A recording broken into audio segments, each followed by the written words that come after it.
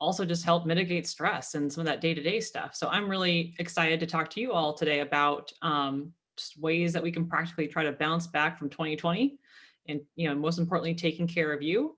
And so I'll start things off and just kind of go through my spiel about resilience or how to bounce back from things and all those different skills that you probably already have. And maybe you can add some more to your toolbox.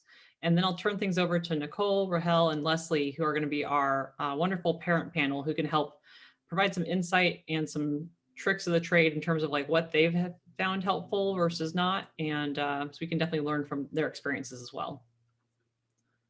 All right. And then just if you ever join us in some future family education series, some of these slides might look familiar because I borrowed them from one of our colleagues, Chandra.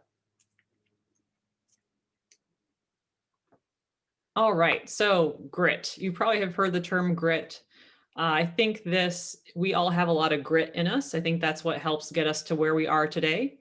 And also too, it helps us bounce back and get through a lot of really difficult and tough situations, just like how 2020 has been.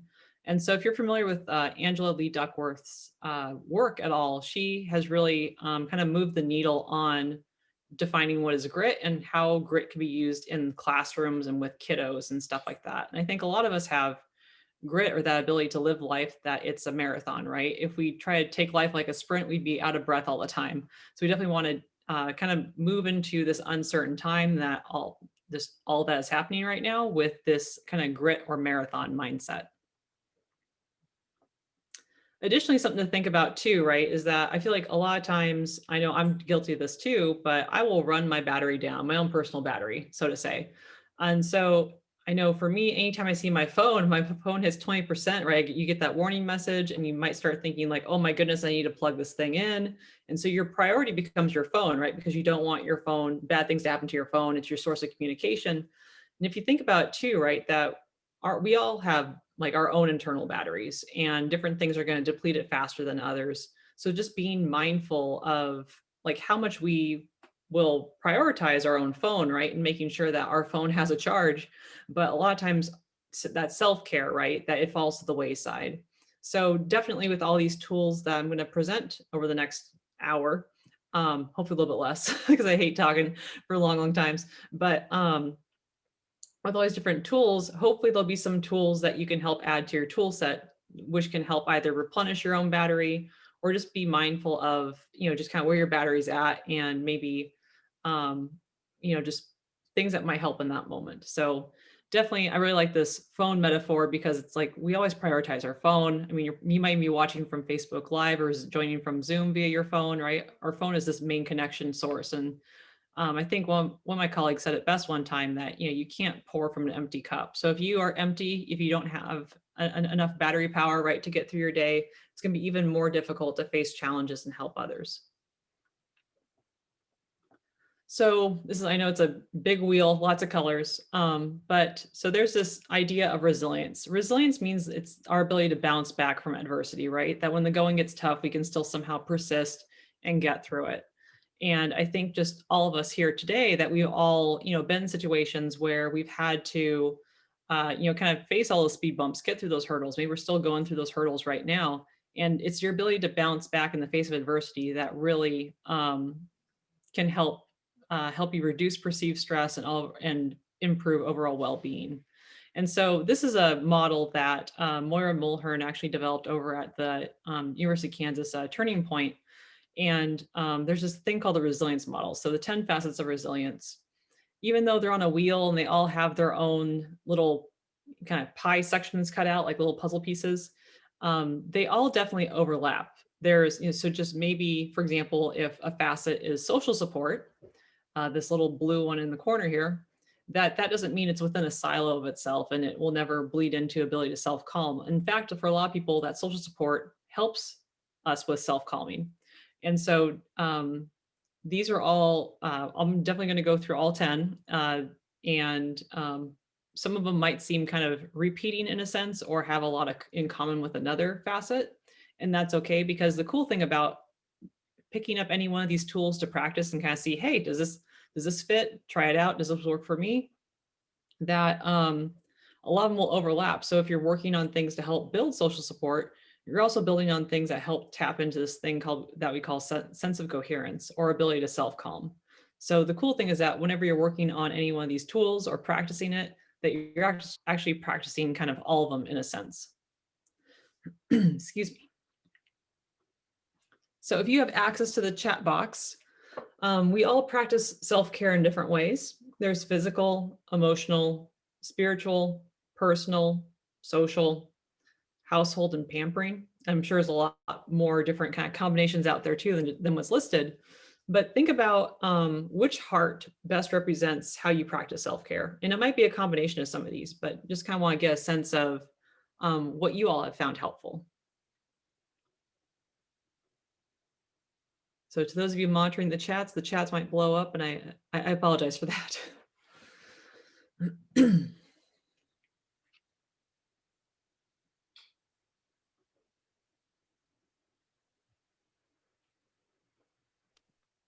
So we have Sydney has social and emotional, Mary has spiritual and personal. Then we also have a red, which is personal. And Stephanie said tonight is hot cocoa. Nicole said social and personal. We have social and pampering, physical, personal, social, pampering, spiritual, and social. So kind of all over the board. Yeah, thank you so much for reading those out. And so kind of the neat thing, right? There's so much diversity with how we practice self-care. That's, if you think about self-care, it's not a one size fits all approach that maybe in, today, how you practice self-care might be different from tomorrow because just the different types of stressors or situations that come up. So I think it's really important to also think about this in a very flexible way in terms of like, just stressful situations are going to change. They're different. It's great to have as many tools as you can in your toolbox to help meet those challenges, right? To bounce back from things. And to me, the more diverse your toolbox, the better, right? Because you're better prepared for all the different things that might come at you, and you might have different tools ready to help improve your own self-care or to kind of work on that. So I also commend all of you today for being here for this kind of bouncing back from 2020 and focusing on self-care, because I know you have busy lives, lots of different things vying for your attention. And just by being here, you are making a commitment to yourself, right? You are in a sense, right? You are participating in self-care because there's these tools that we're going to hopefully have you walk away with. Okay, so resilience, the ability to bounce back from things, it really is all around us. It bleeds into our work, our personal lives, school, if we're still in school, it really is everywhere. And so even in schools now, they're starting to incorporate more of what we call social emotional learning into like little kid curriculums. And I think it's great because in a sense, you're helping foster what we call a growth mindset. And so a growth mindset means that you embrace challenges, that you're able to persist or overcome, right, in the face of these setbacks. It's also, right, seeing things as a challenge. So maybe you receive some criticism. No one likes receiving criticism, but say if you receive criticism, to instead of approaching it as that was criticism, that was really not helpful, to instead try to figure out what from it can you learn from it, to find maybe you don't agree with criticism, but how can you use it as constructive feedback, right, to then make the next iteration better or change something about the environment. So definitely embracing those challenges is a benefit of that, is a skill in of itself, and also can help foster this resilience component. Additionally, too, if you think about stress and all the different health effects too, right, it all comes down to perceived stress. So maybe we can't control the stressor that is coming at us, but we can control how we react to it, right? How we embrace the challenge. Resilience at work. So there's studies about resilience, and resilience is coded and defined tons of different ways, because looking at that wheel, right, there's at least 10 different types of resilience or different facets of it. And so whenever you look at resilience in the workplace, the more resilient individuals are, meaning like the high, if you were to rate yourself as having a higher ability to bounce back from adversity, there tends to be lower turnover. There tends to be decreased absenteeism and presenteeism. In general, too, individuals that rate themselves or perceive themselves as having higher ability to bounce back from things, right, higher resilience, that they also rate themselves as having better health, better physical health, better well-being, better mental health. And so there's lots of good that can come from, focusing on this ability to bounce back and taking care of ourselves. Within resilience and healthcare, there was actually a study that looked at the Children's Hospital over in KC. They looked at nurses, and so what they did was that they took like pediatric nurses and you know measured their resilience before and measured it after an intervention. This intervention took a couple months, and they did just like what we're doing, right? Discussing for 3 months worth, they had an intervention where they discussed like how to improve self-care, how to improve resilience, and they practiced these tools. And as you can see, I know it you might not be able to see it on your screen, but there's two bars. The first bar is the pre-intervention. The second bar is the post-intervention. And so across these different measures of resilience, overall, you see that people rate themselves as doing better, having a better ability to bounce back from things. So definitely just even by practicing these skills, a lot of good can come from them. All right, so how do we build a culture of resilience, right? So this kind of lends itself to whether you be in a workplace situation, at home with family, friends, just all the different roles that you have, right? How can one build this culture of resilience? Well, definitely too, right? If you are in a leadership position, whether it be in your family, whether it be with family friends, whether it be at work, if you're in a leadership position, you can definitely help set the tone in terms of, making self-care a priority. How can you in teams that you work in try to, at least bring up the topic of self-care, bring up the topic of resilience, right? That by talking about it more and having more opportunities to practice it across different domains can really be helpful in terms of also setting up a habit such that this becomes your go-to thing, right? That there's resilience being tied into all these different things.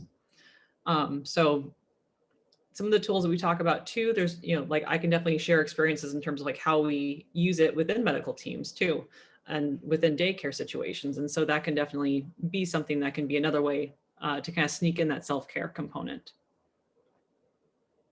So let's get started with the different facets of resilience.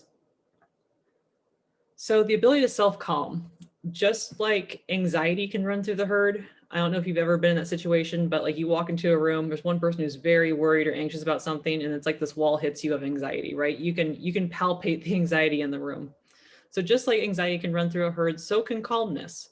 And so, just things to ask yourself, right? Like, can you own your anxiety and stress and not take it out on others, right? Or take the other person's anxiety, right? Sometimes we tend to absorb anxiety, especially in the helper role. So just being aware of, is there a way that you can get calm? How long can you stay calm with whatever tool it is that you use?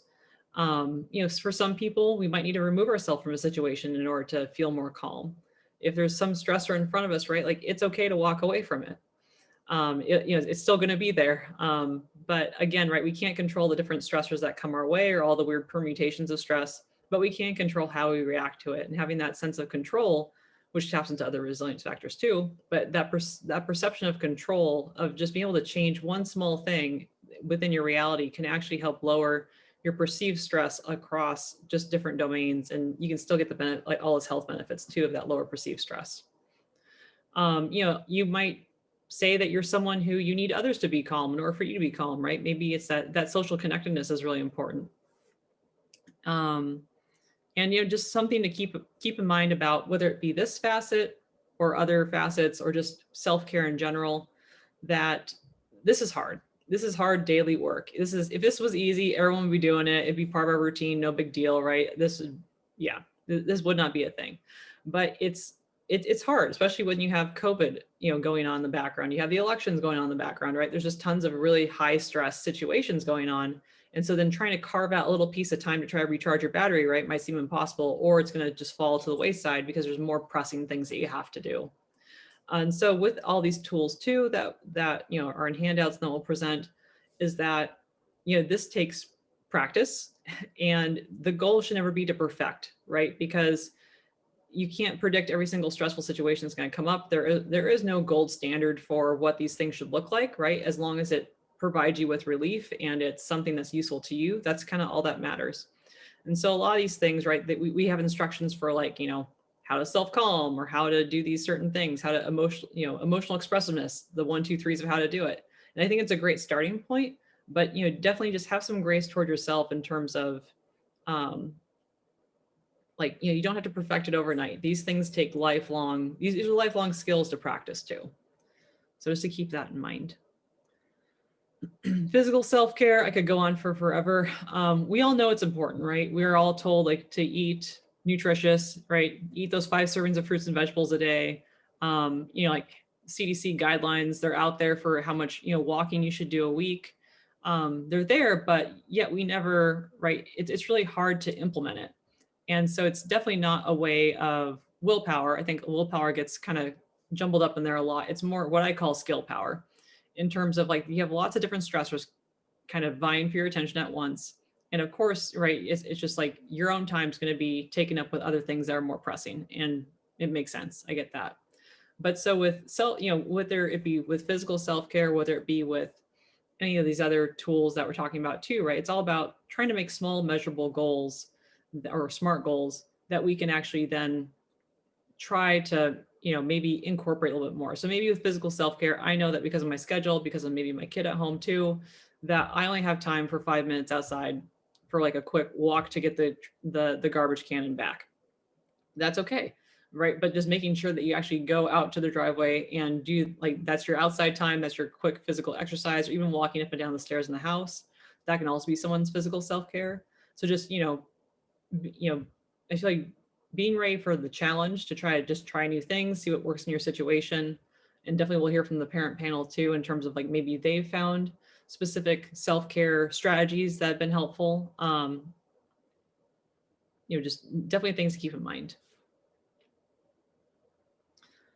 We know that, with physical self-care too, it has tons of mental health benefits, not only physically. So if you think about exercise, right? Exercise is great. It has endorphins. It actually improves mood. In terms of nutrition's great, right? Because again, there's that whole, what we think of the gut brain axis in terms of how, like kind of basically what we eat can actually affect the microbiome in our tummies and that whole gut brain connection. So definitely how we eat, what we eat can really influence mood and overall well-being as well. Sleep is really important in that, like, it's this vicious cycle of if you have poor sleep, then your mood can, you cannot feel so great the next day. You might be more depressed, more anxious, and then also more stressed because you didn't get good sleep.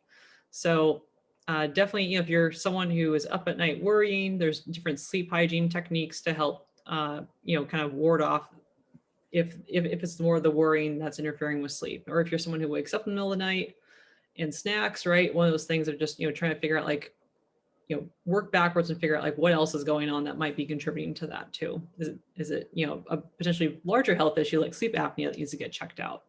So a lot of times, just with self-care too, it's a good check-in to try to figure out like what else do I need to try to put on my menu of things that I can help better kind of regenerate, replenish myself so that I can help others.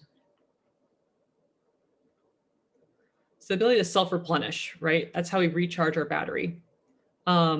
Definitely, depending on the stressful situation and what you do, it's going to take, different things to self-replenish you or different recovery time. This is something to think about in terms of like how, or what we term as how full is your bucket. So how full is your battery? Is it mostly full? Is it just kind of around the middle area? It's okay. Or is it really like at that 20%, like you need to plug it in real fast?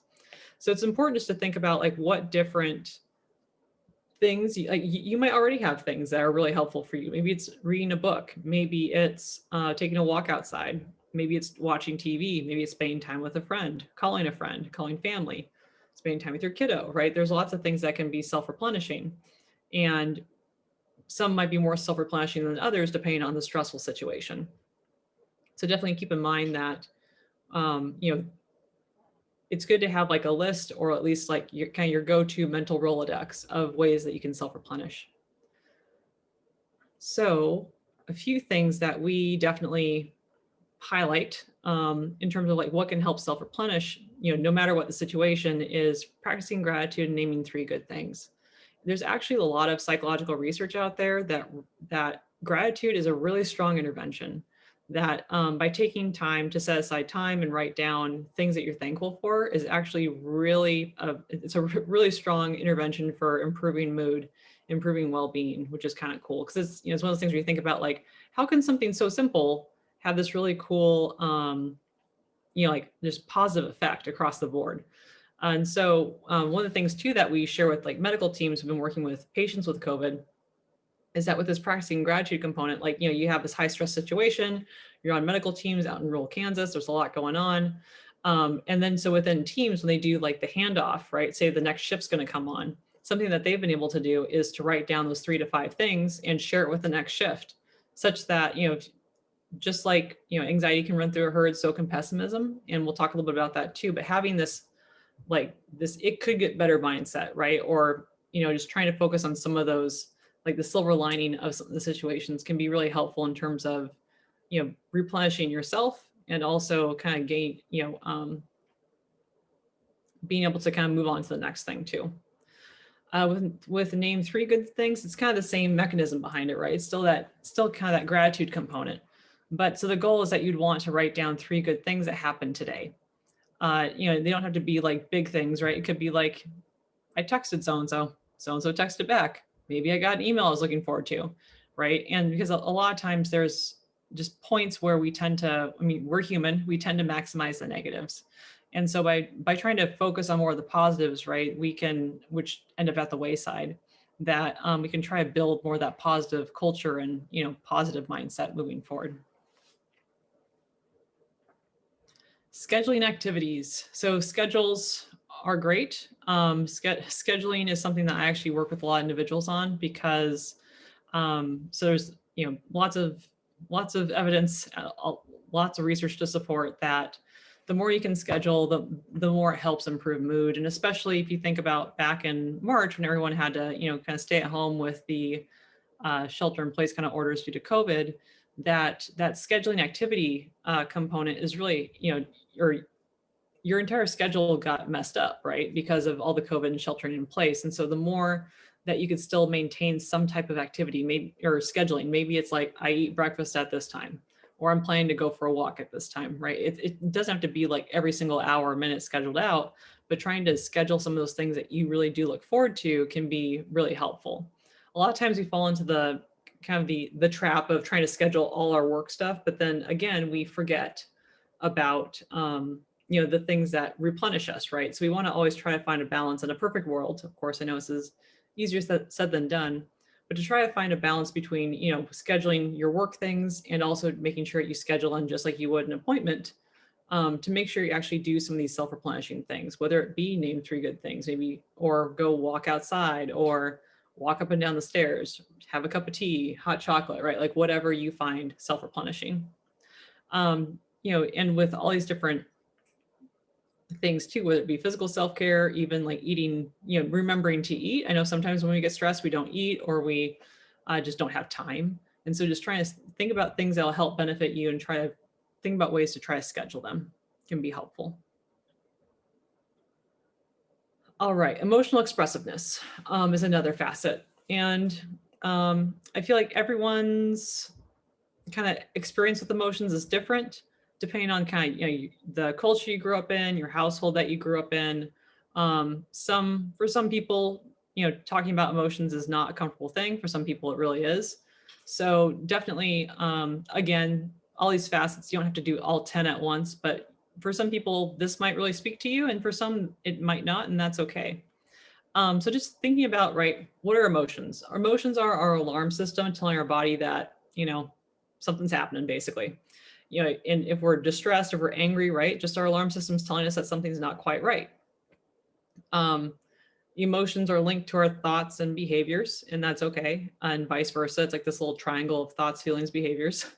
And so I think it's important to at least be able to name emotions in terms of the way we're feeling, without passing judgment on it, because that can really help give us a signal or some kind of direction in terms of figuring out, like, well, what else is going on, right? Like, why do I feel angry right now? Why do I feel sad right now?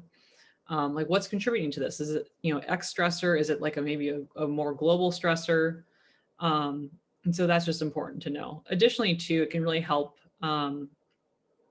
with emotions, if we know that at least, that we're feeling a certain way, it can definitely help steer us or guide us in terms of like whether we should, what we call, stay in or stay out. And so sometimes you have like conversations with bosses, with coworkers, with family, with friends, especially too, where maybe it's not a productive conversation because you both got emotionally kind of heated about whatever the topic was. And so definitely when you have, at least if you can be in a position where you notice that you're having an emotional reaction, and you can be in a better position to potentially make a decision of, should I stay in this conversation or should I step out and take a second to do some of my self-calming stuff before I actually engage with this individual. So one way to approach this emotional expressiveness is, naming emotions and supportive self-talk. With supportive self-talk, I think a lot of us, because of just kind of the jobs that we have and the roles that we have, that we tend to be more critical of ourselves.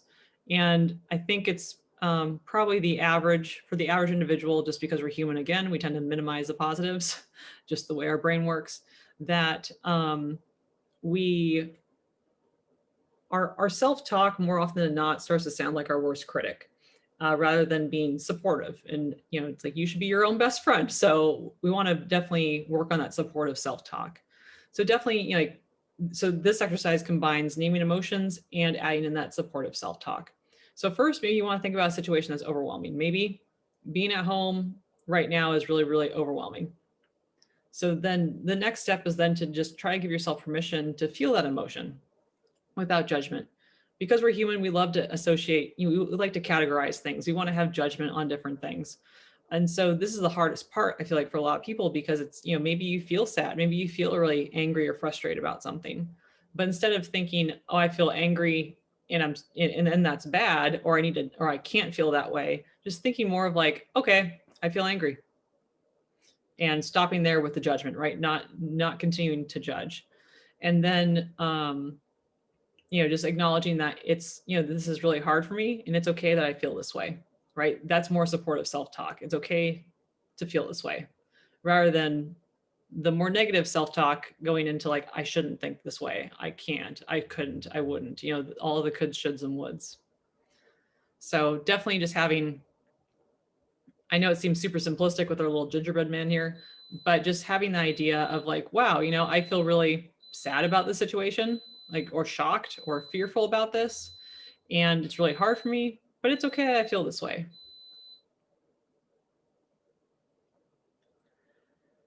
So another one too, right, with this emotional expressiveness facet is to think about how to manage and calm emotions. So this is that stay calm, step out, stay in kind of component, that there's going to be, more often than not, there's going to be someone that pushes your buttons, right? And so just thinking about, how can I stay calm, remove myself from the situation so I can later, whether it be a couple seconds later, minutes later, days later, weeks later, be able to have that conversation, maybe just not have to have a conversation, but be in a more objective state of mind such that you can articulate your wants and needs for whatever the situation is.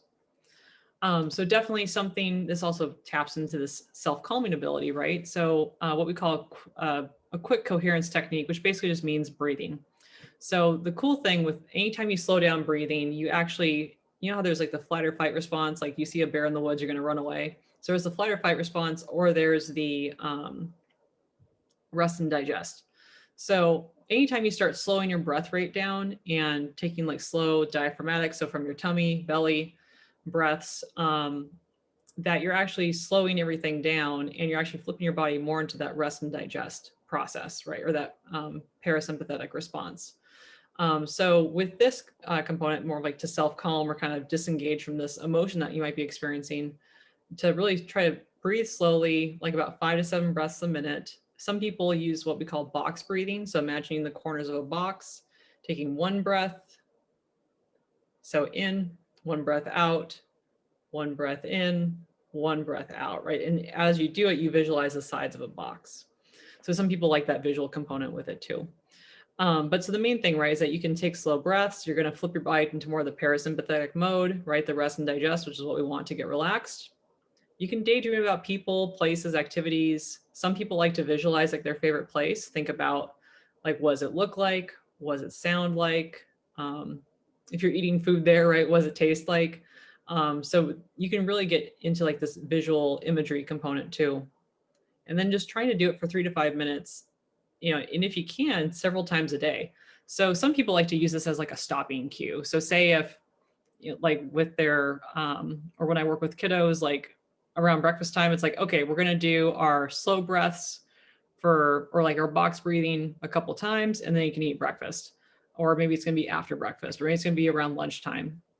And definitely just, your day-to-day schedule might look different, or one, maybe it's gonna be like a before bed routine for some people.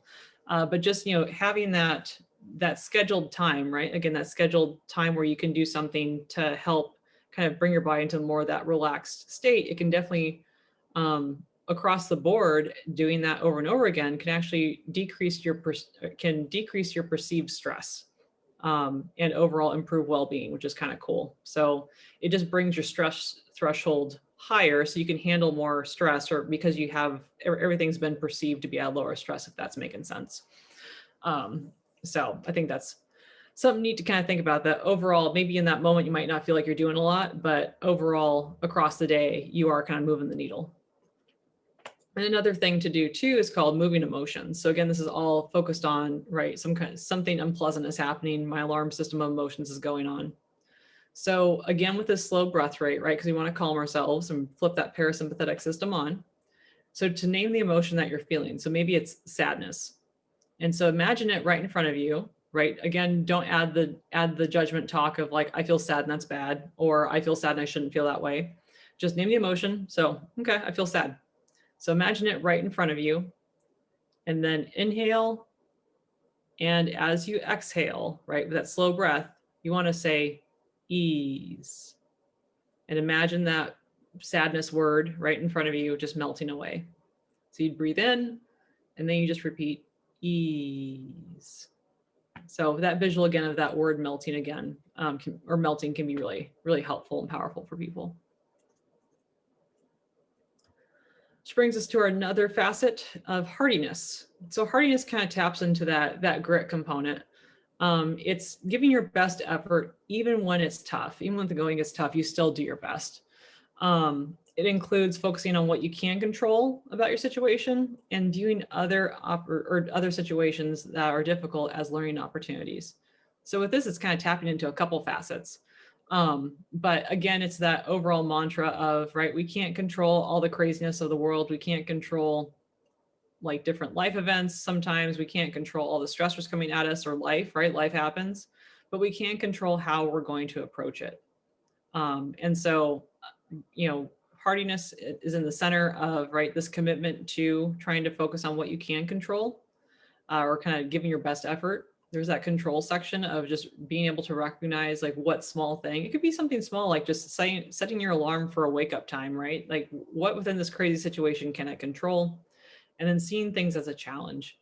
That it's that growth mindset, right? How can I approach this challenge rather than try to avoid it? So again, just the same thing, right? Commitment, can you stay involved and not sink into, alienation or detachment from it?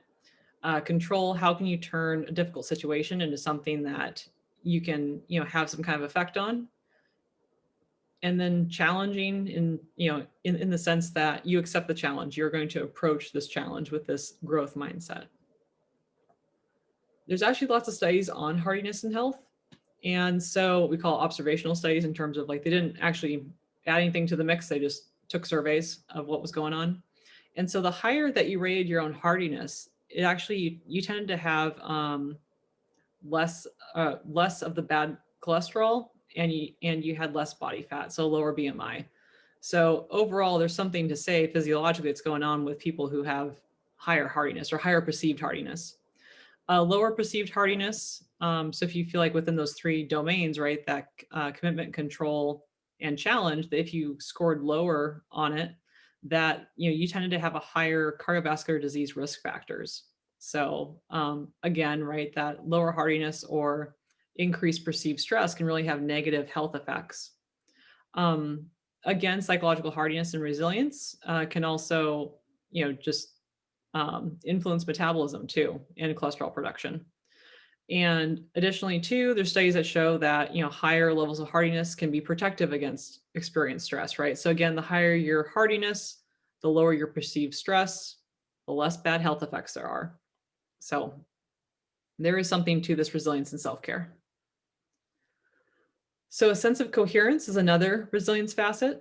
And this is the belief that life is manageable, it's meaningful, and it's comprehensible, meaning that there's some sense to it, right? So if you tend to have this idea that, right, things are manageable, that no matter how intense the situation is, that somehow you will find the resources, or you have access to resources, or know how to search them, right, to meet the demands, that you have confidence in your ability to find solutions. That's meaningful, finding your meaning in experiences. A lot of stuff that I do with individuals too on the therapy front is like meaning centered therapy, or meaning making out of a lot of really weird, stressful situations. And so having that meaning, right, can just lend itself to the sense of coherence and making meaning of like a bigger picture. Comprehensible, right? That again, it's mapping onto a larger goal. So I think of I don't know if you guys are familiar with acceptance and commitment therapy at all, or just values in general. But so a lot of these things map onto values, right? So values are like a compass that guide us. It could be maybe being genuine. It could be family. It could be, kind of like doing good for your neighbor. Values can vary across people drastically. And so definitely with the sense of coherence, right? It's like the meaningfulness is like your compass. It's like, what direction are you trying to go in? And so this sense of coherence really kind of helps map on to like, kind of what direction are you trying to take your values in? Hope. So hope is also important too, because, just like anxiety can run through a herd, having that hope or that positive outlook can really help reduce your perceived stress. And it can also help just improve your ability to cope with all these, to bounce back from things, your overall coping ability. And so with hope, I don't mean like, everything's like unrealistically happy, right? Like rainbows, butterflies, unicorns, miracles are going to happen everywhere. It's more of having a positive mindset that over what I can control, I can affect some kind of change. Is kind of like how I think of it as. And so it's, that maybe you have the resources to carry something out, you can find the resources, that somehow you're going to find a way. And again, it's with that growth mindset, right? That you approach a challenge, you see it as like, okay, I see you challenge, and now I'm going to see if I can actually, kind of move the needle and work on what I can, what's within my control, despite all the craziness that's happening around me.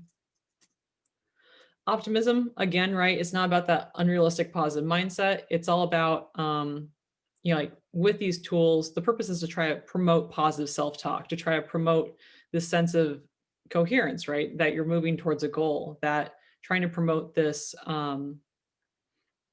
that you, let's see, you're also trying to promote your ability to control what you can't control, right? Despite the craziness of life. And so optimism is another facet, and there's a lot of these different tools also map onto optimism in the sense that there's a lot that can help you just be that can be beneficial with optimism, just like hope, right? It's all about that outlook and that sense of being able to control your perceived stress level. And perfectionism. So perfectionism, again, I think we all have perfectionistic tendencies or qualities in us, and that's how we kind of, end up with the jobs that we have, end up in the roles that we are, because, we are definitely, we might do a good job within different roles, and we want to strive for this excellence component. So perfectionism is good, but it can also be detrimental. When perfectionism starts being the source of negative self-talk or thoughts of, like, oh, I could have, should have, would have done these things, right? Our self-talk starts sounding like our worst enemy. That's when perfectionism can definitely derail us. So we definitely want to think about, with these tools too, right? Like, how can we encourage positive self-talk? How can I focus on naming 3 good things, right? To try to focus on some of the positives, because, before my brain jumps into problem solving mode and tries to point out all the things I did wrong. So perfectionism, definitely an important thing as well. social support. So with our social support network, the best type of social support network is one that's diverse. So meaning that we have a lot of different people we can either call, text, they have different roles within our lives, that we definitely don't want to be in a situation. And even though it does happen, we don't want to be in a situation where we have like a one person being our end all be all social support, just, for practical reasons in terms of like, what if they're unavailable? What if they get sick? So definitely, it's important to think about who's in your social support network. Is it people from church? Is it people from, work? Is it just like family, friends? And then also because of COVID times right now, to actually, um, ask yourself, like, when's the last time I talked to this person? When's the last time I contacted them? Because a lot of times, just, especially with all the craziness that's happening right now, we have been, kind of putting out fire, going from fire to fire, trying to put things out. And so, they might also be struggling and maybe need some extra support too. So definitely just, I think now is a good time to reflect on, yeah, who's in your social support network. And if there are relationships that might be more difficult, not toxic, because we don't want the toxic relationships, but the ones that are more difficult that maybe it might be worth kind of recovering or looking into some of those relationships. Again, too, just literature out there about social support that the more social support you have, the better mental health, like less worry, less depression, and better just overall improved wellness too. So just in terms of social support does have its benefits. So definitely, with this kind of battery idea in mind, right, we don't want our battery to look like our cell phone battery and running on 20% and starting to kind of brick up left and right, because it doesn't have enough charge to handle what, the Pokemon Go that you're playing or whatever it might be. And so definitely it's important to think about, right, like, just to check in every once in a while, either whether it be once a day, whether it be during your kind of bedtime routine, or multiple times a day, just like, how are you currently feeling, right? Are you feeling okay? And that's great if you are. Or if you're feeling empty and kind of by that pink negative line down there, right? Just thinking about like, okay, what can I do to try to self-replenish? What can I do to try to fill my bucket back up, right?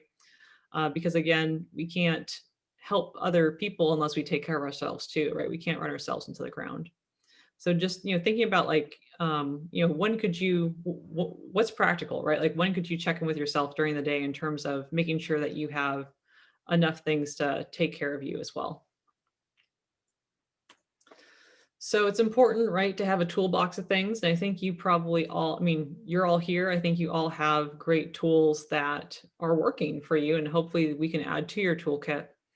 And so definitely trying to practice these things during hopefully a not so stressful time will hopefully prepare you when it does get really, really stressful. And so again, it's all about practice, not about perfectionism, because no two stressful situations are going to be the exact same. But definitely just, I think we all would encourage you to try to practice new things kind of as you have time, such that hopefully it becomes a routine, or you can find out if it's something that actually might help when the going does get more tough. So in the chat box, okay, so think about the first letter of your name. So for me, it's an S. So think about something that you personally already do, or something that you're thinking about doing to help manage stress or cope with uncomfortable feelings. So for me, since my name starts with an S, I might do the step in or the step out and step in kind of thing, right? Where I step out from maybe an emotional charged situation and then think about it and come back to it later.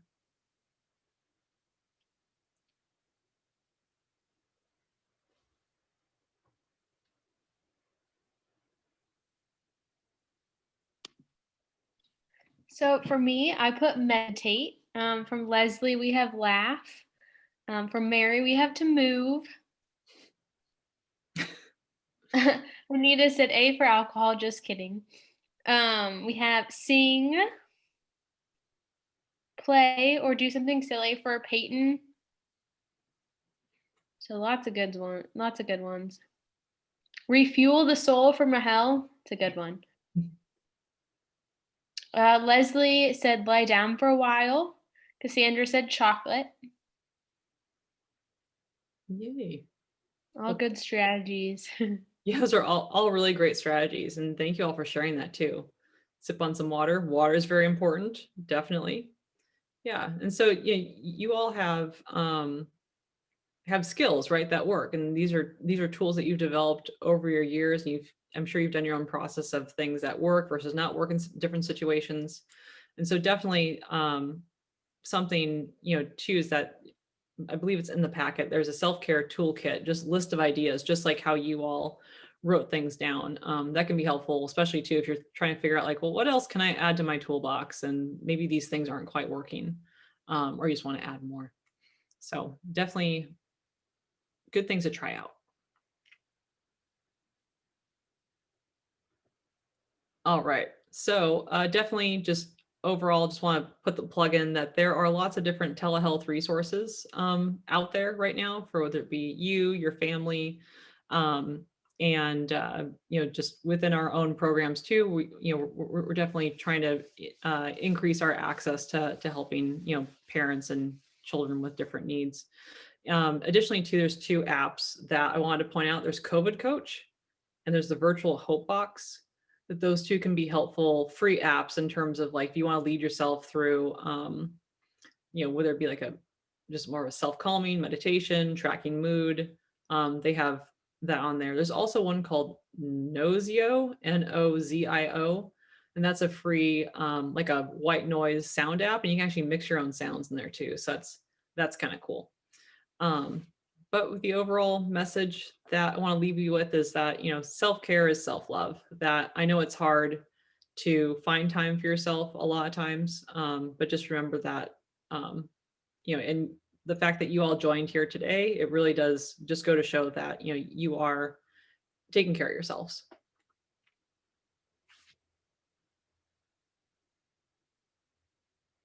Yay. So thank you for that. Whenever the parent panel is ready, I'd like to invite them to introduce themselves and definitely answer any questions. I'm going to also stop sharing screen so we can see faces. Oh, also our next session just for you all is going to be in January, and we'll have more information on that.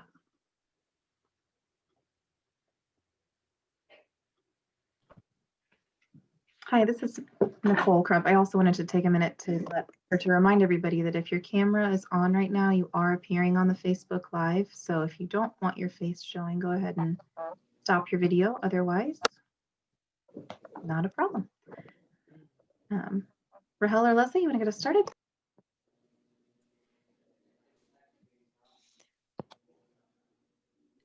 Rahel, would you like to introduce yourself? Yes. Hi, my name is Rahel Kabada, and I'm originally from Ethiopia. I've been here in Kansas for 20 years now.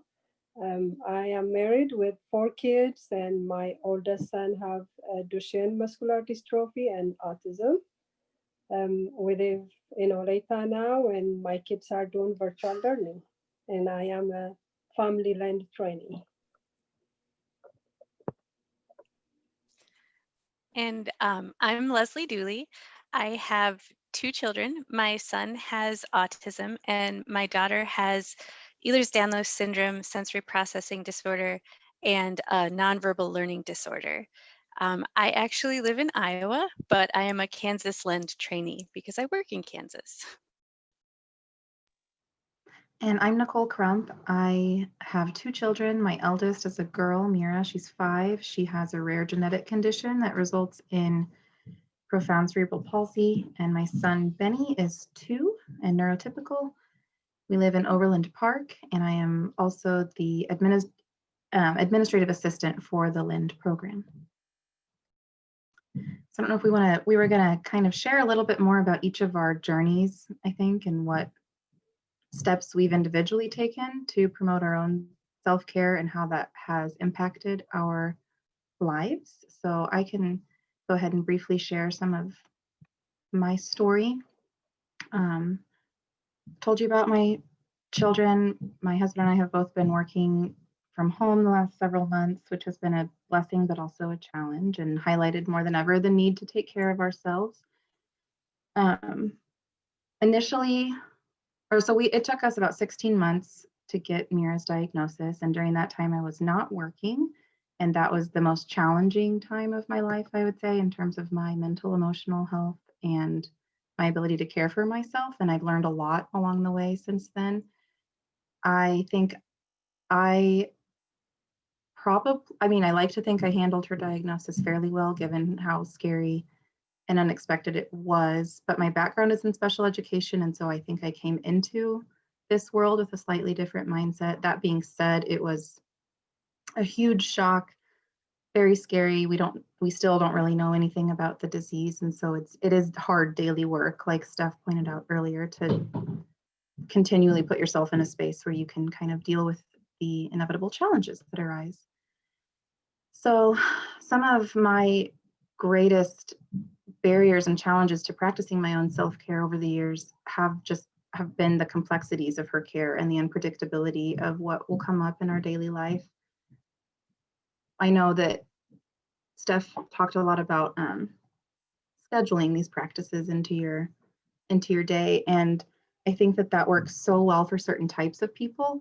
But as I hear that word schedule, put it in your schedule, make sure it happens, that for me stresses me out, because I have a kid who can go from relatively fine to a week in the hospital. And so I don't feel like it doesn't make sense for me necessarily to schedule that into my day. And so I have worked really hard to reframe what my idea of self-care is and what that looks like for me and how it fits into my daily life. So I can talk more about that later, but instead of setting aside the specific time every day, I honor myself for what I have done in little snippets throughout the day, as I can afford that time and space for myself, and however that looks.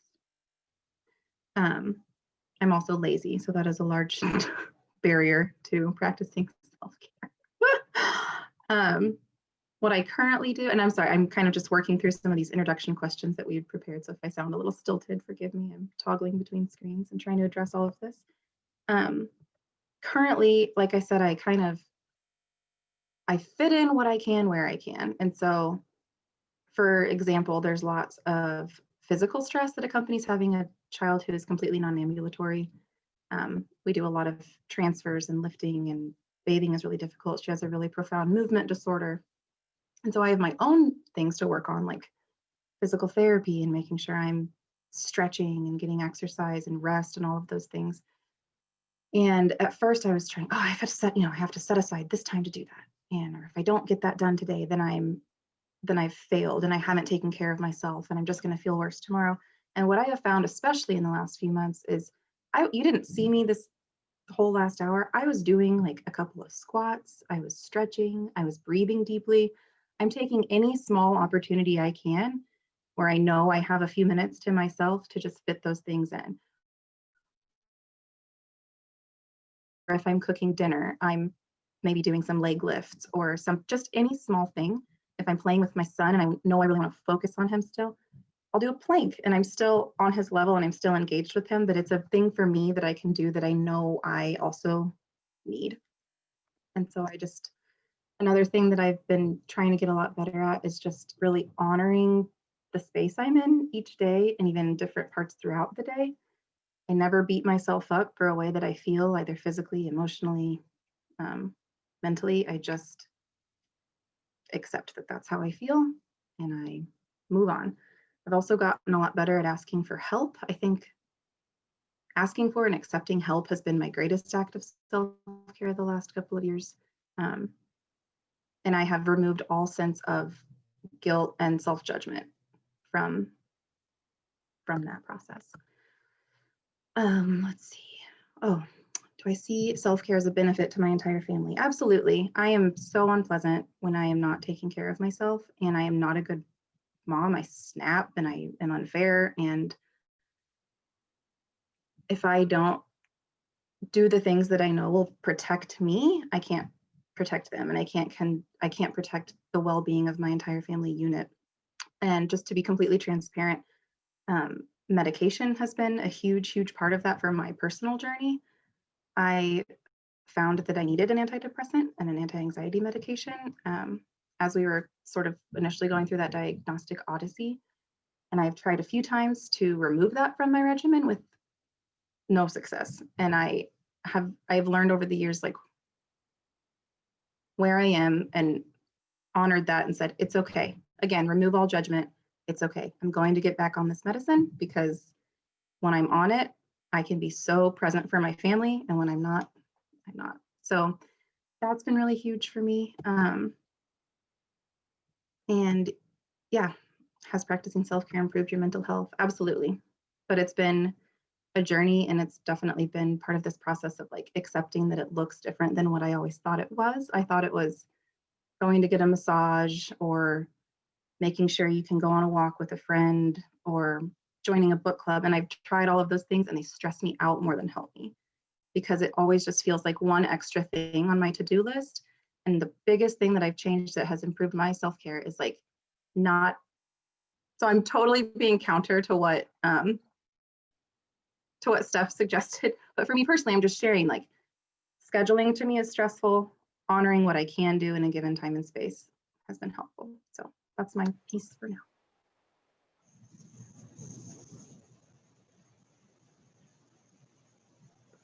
Okay, I will go next. My son, he was diagnosed, I guess it's been 13 years now.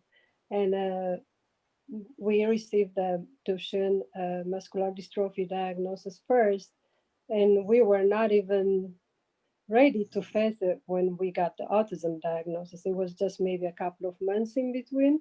So that time was just so dark for us. It was just, it was just a bad time for us. And I don't remember the autism diagnosis and everything as much because I was just so down at that time. And I'm like, okay, what else? Okay, so it was very dark season of our life, but we pulled through. We learned what it is. I never knew what Duchenne muscular dystrophy was then, and autism too. So we learned through life, and he was just a baby. Now he has grown up. He's 16, and at first there was no much physical demand on us because we can carry him and just put him in a car, put him, on the bed. But now he's over 100 pounds and 16. So like Nicole said, we have to really keep up with our physical fitness so we don't get hurt. And I experienced that twice, and I've been in physical therapy a couple of times for lifting and transferring. So since then, I'm like, I have to add this to my daily lifestyle, just doing stretch and doing some squat like Nicole referred, and those things helps me, and learning how to transfer, safely and all that stuff. We learn through life, but we went through some um, difficult challenge throughout the year. Um, so what was our well, for me to do self-care, it's hard. I have 4 kids, like I said, so I don't have the time to do it. And one, it might be, people do suggest, oh, go to the gym and work out, go do this and that, but it can be pricey. You gotta pay for whatever self-care you want to do. And I'm a stay-home mom by choice. I quit working when I had my last baby. That was 8 years ago. So, money's tight. So I can't just go and get treatment or, do self-care. Um, and that's a challenge, and time. I never had time for myself, and I never knew it is okay to take care of yourself. I'm always caring for others, and I thought it's selfish of me to even think about doing something for me, taking time to take care of me. So that is something I learned through life. Like I need to be taken care of at first, then I can, be a good mom, a good self, good caregiver to others. So I try to fit it in my daily life. Now they're doing um, virtual learning, like I said, so there's really no time to do anything. But when they're in Zoom, I'm doing my stretch there, or, I just step outside and try to do the breathing exercise. I do that, throughout the day. Any chance I get, I step out and try to do that. Um, I do those things. And above all, I guess my faith is very important to me. I think it gives me the strength to carry whatever is going on.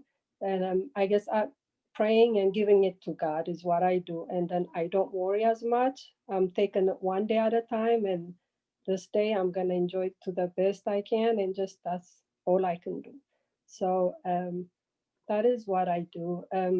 Other things I do, I try to Zoom with my friends maybe once a week, just to have a chat with my friends. Of course, it will be at night, but we get to laugh, giggle, and have some fun. We do that, and maybe going out for a walk. If my husband is at home, I just leave everyone at home and say it's my time. I just need to breathe. And if I take the kids, they'll be like, "Mom, mom, mom, mom, mom," and I don't enjoy it. So I take that kind of time for myself. Um, Other thing I do for self-care is I listen to music throughout the day. It's playing in the background all day long.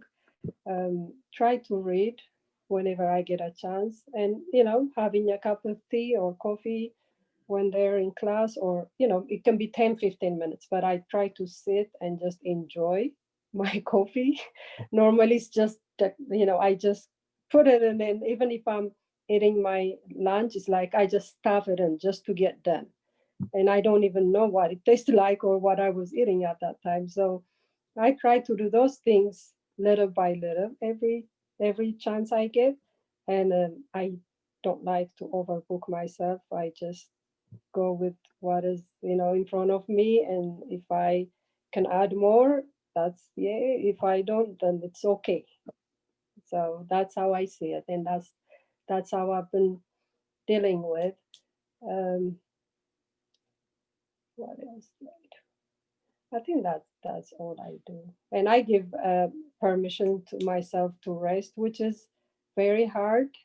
Um, and like I said, I did struggle. I didn't think I have the right to take care of me, to give time for myself, and um, it is something that I learned, and I do it when I do it, I enjoy it this time, without guilt or without any bad feeling about it.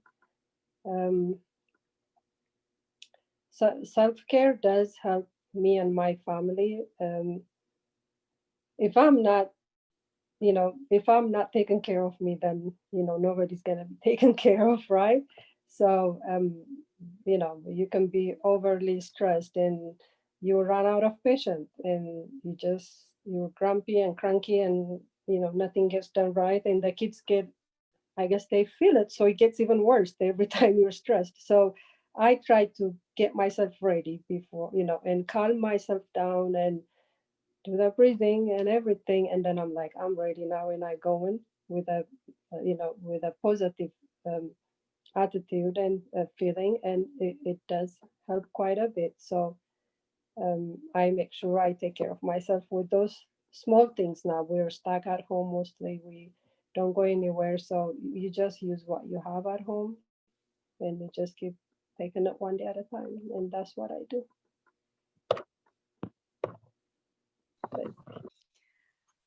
So to build off of Nicole and Rahel, I just have to say I feel I do a lot of similar things. So with my son, it took us almost 5 years to get a diagnosis, and the process was really challenging and difficult because he also had a lot of health issues during his infancy and early childhood, which made the autism diagnosis a bit surprising.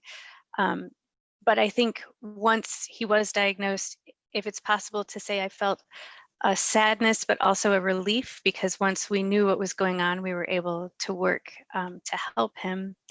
And with my daughter, it was a similar bittersweet diagnosis, because it meant that I learned that she had inherited a disorder from me, because I share a similar connective tissue disorder. And with her, she sustained multiple tears to muscles that were just uncommon for children. And so it was a similar situation where we were able to finally say, this is the support that she needs, and this is how we can help her. And I didn't realize I was going to start tearing up talking about this. So I think that I can connect it to mental health in the sense that during the diagnostic process, I did have a lot of anxiety, a lot of sadness. There was a lot to process and to think about, and to realize that this was our life. This is how it was going to be, and we all needed to just be okay with that.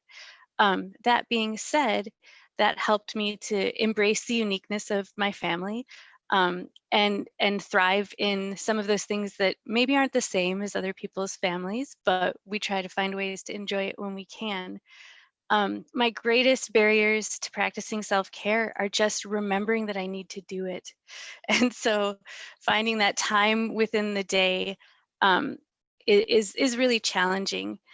And currently my self-care comes in, I like to say it comes in moments where I try to pay attention to myself, pay attention to my body, and take that time to, I really loved the battery image that was in the PowerPoint, kind of paying attention to my internal battery and knowing that that's the time I really need to take simple steps to do something for myself. Similar to what Rahel said, it can be a challenge to get out and go somewhere. So most of my self-care happens in my home, and things that I know comfort me, whether it's watching a movie or a show that I love, or having coffee or tea. Um, and like Nicole and Rahel said, when I don't get enough self-care, I find myself having a harder time handling the stresses that come up, handling the different things that you need to meet during the day normally become harder and a challenge. And I think, like Rahel said, it almost becomes contagious. So the harder time I'm having, the harder time everyone else has, which then creates just this spiral. So self-care really helps me stay in that even keel, so that I can do the things that I need to do with my family, and that benefits the family. Similar to what Nicole said, there were multiple points where I realized that I was having such a hard time with, meeting both their needs at the same time. And it did take me a bit to reach out to a doctor and say, I really do need some help.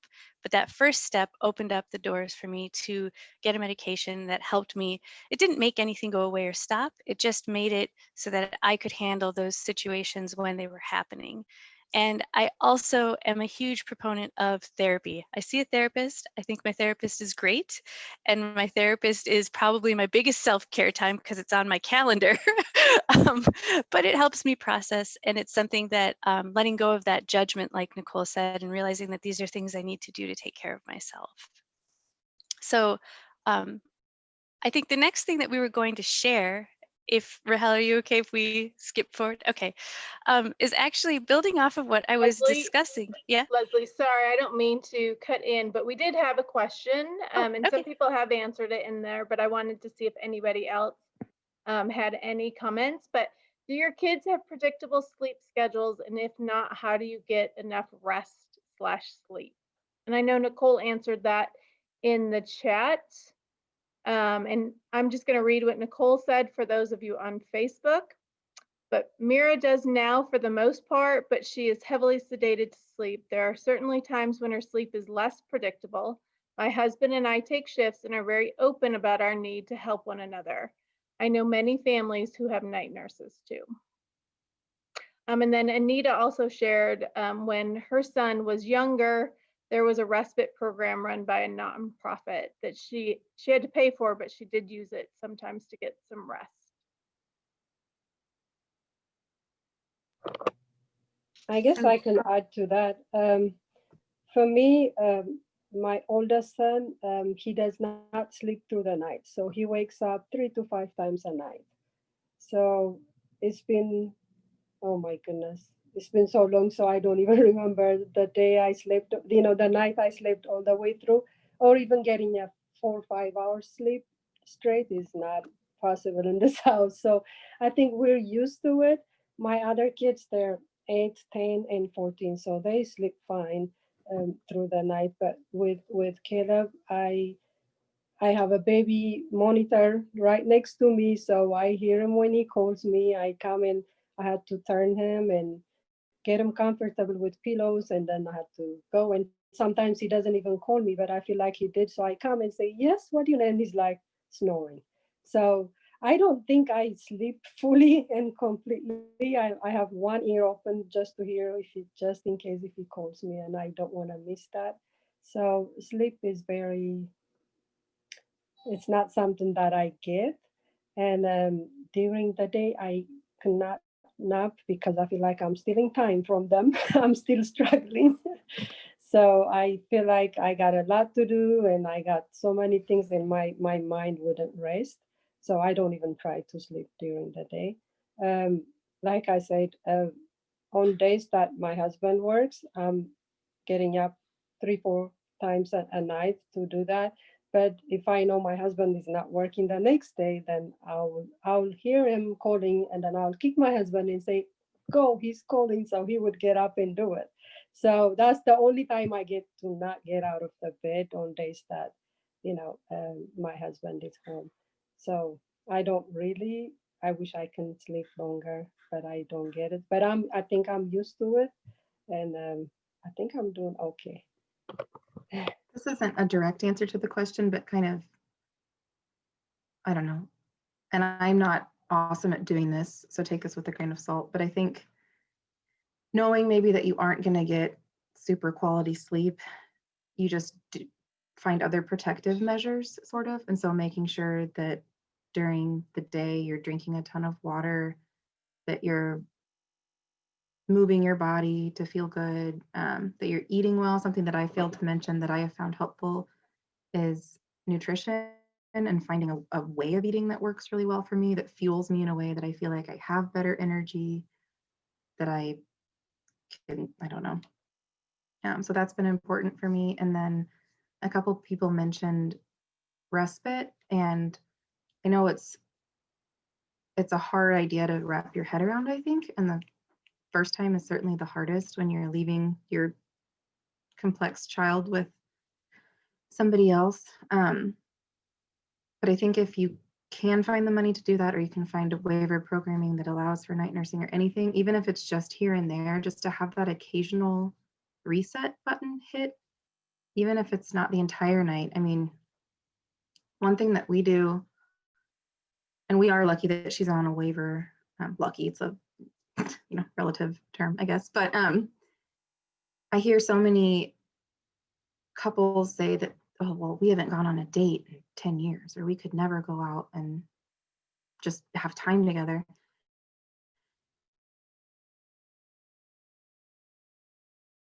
And one of my biggest acts of self-care, of you who aren't married, protecting those important relationships in your life. And what we have found has worked is like waiting until Mira is asleep for the night and going out after that for an hour or two. And even if it's just an hour, to go grab a beer, knowing that, or whatever you're going to go do. Just to have that little reset time. So you're not just sitting in your house worrying and waiting, I don't know. Finding ways to make things happen that you didn't think could. There are ways to make them happen. You just have to get creative, and you have to do sometimes a lot more planning than other families on the front end to make those things happen. And that can feel really discouraging, I think. Oh, well, to go on a 2-hour date, I have to do all of these things. But I'm telling you, if you can do all of that stuff at the front end, it's such an enjoyable release to actually be out and away from that stressful situation. It's hard when I think I will have a baby monitor in my room for the rest of time. I will be changing diapers in the middle of the night for the rest of time. But it's those like, oh my gosh, it's 8 p.m. on a Friday night and I'm out with my husband. That's like, I feel normal again. And so even if it can't happen a ton, just making those things a priority if possible.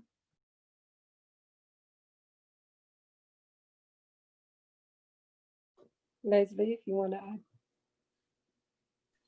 feel like everything I was going to say has been said. I definitely agree that respite care, though it can be hard, and I think there's also feelings of guilt when you think about having someone else care for your child, but letting that go so that you can have at least a night of sleep and time to kind of decompress is really important if you have the resources or the ability to do that.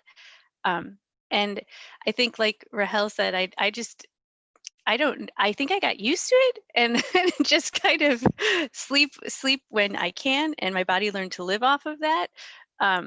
So I think that it's a challenge to balance those things, and in the same sense, trying to find time to do things that you enjoy. So I guess that's one thing that sometimes I would maybe stay up later because the kids were asleep and watch a movie, and then I'd be like, I should have been sleeping. But having that fun time also is really important.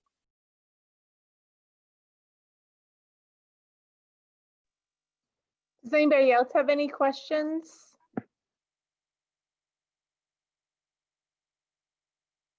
Stephanie, we did have one for you.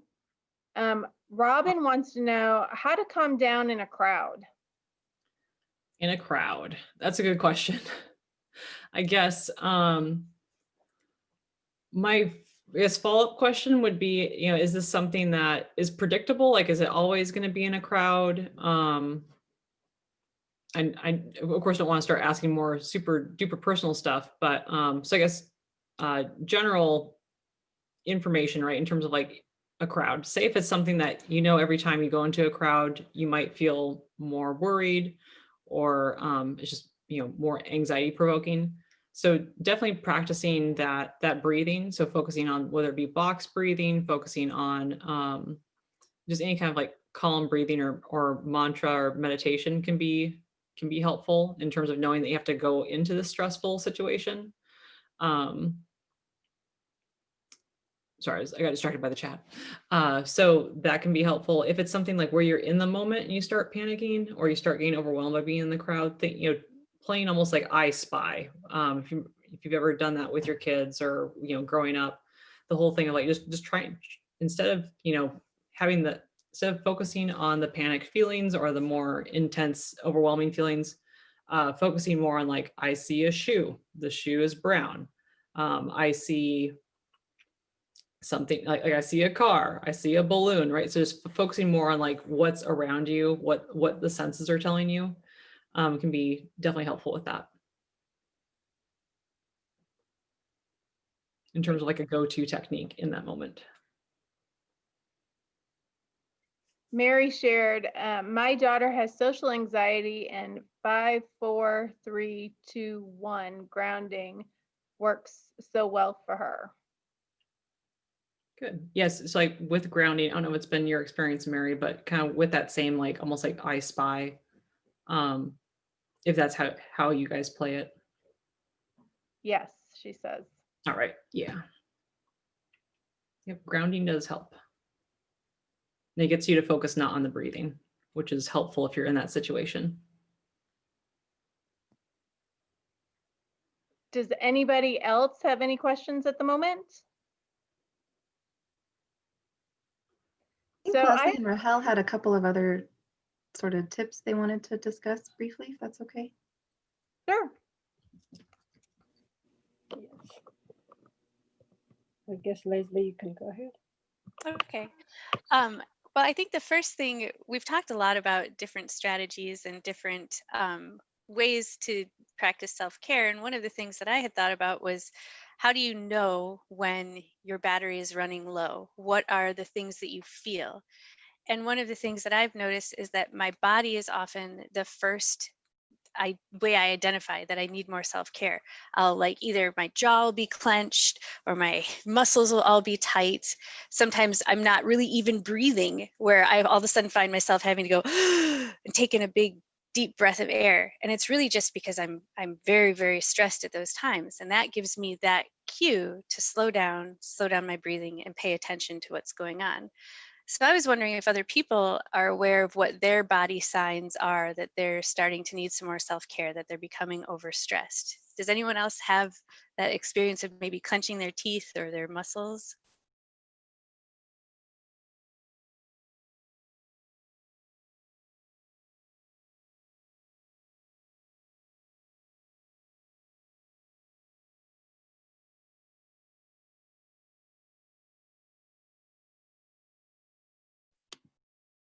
So Nicole said that she's experiencing the same physical symptoms that Leslie was describing, as well as a high heart rate.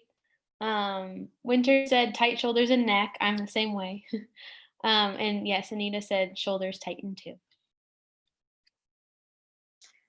And what I do when I feel those things is that's when I practice. I really like the suggestion Stephanie had about the box breathing. But when I start feeling that tightness, I pay attention to which of those parts of my body, and then I relax them one by one and focus on slowing down my breathing and taking deep breaths. And one of the things that I've talked with my kids about, like when they're feeling extra tense, is that when you're not breathing enough, your heart rate goes up. So I think someone had mentioned racing heart. So those slow breaths actually help wind your body back down. And I always pay attention first to where's my body at, and that's my indicator to practice some of those deep breathing techniques. Rahel?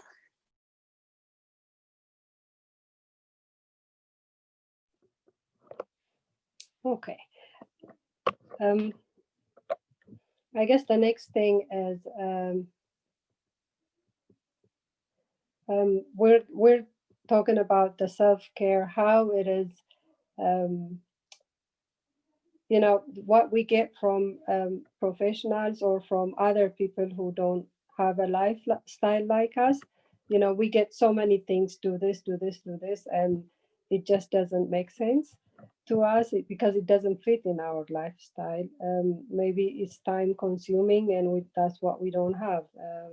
Maybe we have to buy this and that, or we have to go there somewhere to do those things, and that doesn't really work for us. So um, what I would say is just um, doing what you can at home, doing what you know, these simple things that you can do at home instead of buying, you know, stuff that you can use to exercise those things, or to invest on something that, you know, other people are doing, but it's not going to work for you. You might be able to do it for a few days, and then, you know, it just doesn't continue from there because that's not how it, you know, your lifestyle is. So just knowing that everybody's life is different and what works for me doesn't work for others. So we just have to find out what is really going to work for me and then practice those things. Um, and one thing that I learned is, you know, I do attend some classes on how to do self-care and how to do this and that. And um, just grabbing somebody's idea and trying to figure out in my life is more stressful. So what I do is I just take baby steps. So if you know, let's say exercising or just doing stretch, um, oh, you got to do it 5 times a day to be effective, or 7 times, you know, 7 times a week to, you know, for it to be effective. But just it's okay if I can just do it one day a week, you know. When I master that, then I can do it twice a week. And then when I do that, you know, we can add on that instead of just taking somebody's idea, somebody's plan, and just trying to, you know, make it your own, which, like I said, won't last and it's stressful. You fail and then you feel bad about failing. So taking baby steps, doing things, you know, bit by bit. And when we master one thing, we add more, we add more. But just starting with one thing, that has helped me so much. And like I said, I tried so many suggestions and I failed so many times, but this is working for me. So this is what I would say. Just taking, you know, one thing and then practice that. And when you master it, you add more days or you add more stuff to do on your list. But that would just, that's less stressful and is meaningful and it will last longer.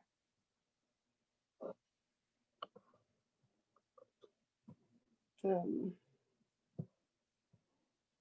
think I said that. And the other thing is, like I said, we do value different things.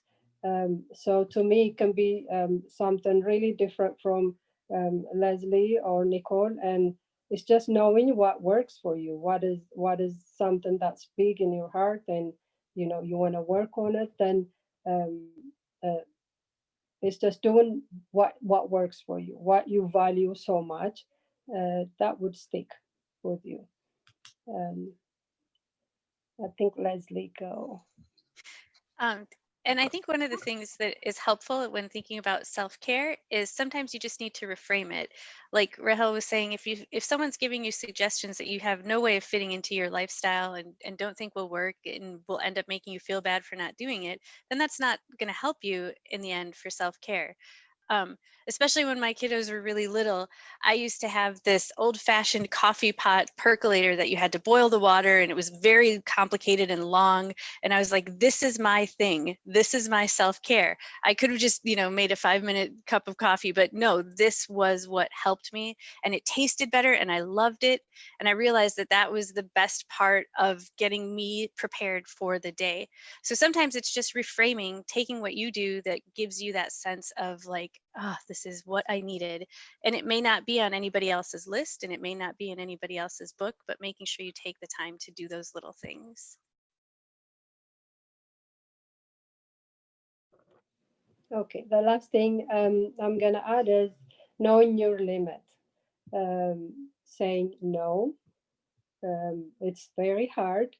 One thing I was sharing with Leslie and Nicole, and what it is on Wednesdays I am booked from hour to hour throughout the day with my son doing Zoom class beside me. So he physically cannot unmute, and he can't do much. So I have to be right next to him doing all that work. At the same time, I'm attending all these meetings and doing work, all that stuff. And I just dread Wednesdays. So what I did is my bad. I booked myself with other meetings that are not really a must to do. It's just it can happen in the future. But I found it happening, and I'm like, I'm signing up for everything. And then now I'm dreading Wednesday, and I get stressed just knowing that the next day is Wednesday. So I took a step and I canceled some of the things that I signed for. And here I get 1 hour break, the next I get another break, and it felt so much better. And I'm like, why didn't I say no? you know um, I emailed to the people that I said I will join your meeting. I said, I am so sorry, I cannot do it. And that was my problem, because I said, okay, at first, how can I back out now? So I was feeling guilty and I was just suffering through it. But I said, it's not working for me and I'm sorry. And I will attend next time you have this thing going. And that gave me a huge, huge relief. And I mean, Wednesday, now I love my Wednesdays because I get more time, intentional time for myself, just doing nothing, just relaxing and knowing that, oh, I don't have to jump from one Zoom to another while I'm helping my son at the same time. So just saying no to things is very important. And that's self-care too, because when we overbooked ourselves, we just lose focus. We can't even be fruitful in things that we are, doing, because we're just jumping from one thing to another. And I've seen myself just sitting in a meeting and not even attending, not even being there. I'm just sitting there, but I'm not really actively involved in that. So I learned that and I love that. So saying no, I think I may overdo it now, but it feels good. And I'm doing that. That is the last thing. And one thing I want to close with this is just every tiny steps that you take and you feel like you succeed, it's good to celebrate. It's a big thing. Like for, parents with nonverbal kids, I'm sure you understand when they were little, and if they say juice, it's like, yeah, he said juice, so we celebrate big time, and it should be that way. So when we do self-care for ourselves, it can be something really small, but for us, we succeed. We did it. So we need to keep celebrating each one, and then it will become a bigger thing finally. But celebrating your success is another thing. Yeah. And that's all I have. If you have any question for anybody. Well, we've actually come to the end of our time. I know we could sit here and talk about this for hours. Self-care is so important to us. And I think when you finally understand that, you'll find ways to just get a few minutes in. And I know it's a hard thing. I know there's the guilt factor that I have 100 other things to do, but as Stephanie and all of the ladies have shared tonight, just 5 minutes here or there can really be powerful for you and push you on for the rest of the day. And what's so important is we have the holidays coming up. So if 2020 hasn't already been stressful enough, now we're going to throw the holidays in the mix. And we don't know what that's going to look like right now, right? Because especially here in Kansas City, we're seeing COVID numbers go up again. So we don't know if we're going to have our families with us or not with us. So it's going to be stressful, but please, during that time, take some time to do some self-care techniques that you've learned today. You should have all received the handouts that the ladies put together in Stephanie's PowerPoint. But I just want to say, enjoy the holiday season. I hope you plan to join us in 2021. We've started putting together a great slate of sessions for the year for you. And we'll be back starting January 14th with ABA therapy. We'll be talking about ABA therapy. And until then, you can follow us on Facebook to keep up on what we are doing. So thank you all again for joining us. Thank you to our speakers, Stephanie, Leslie, Nicole, and Rahel. We really appreciate you sharing your time with us tonight. Bye, everyone.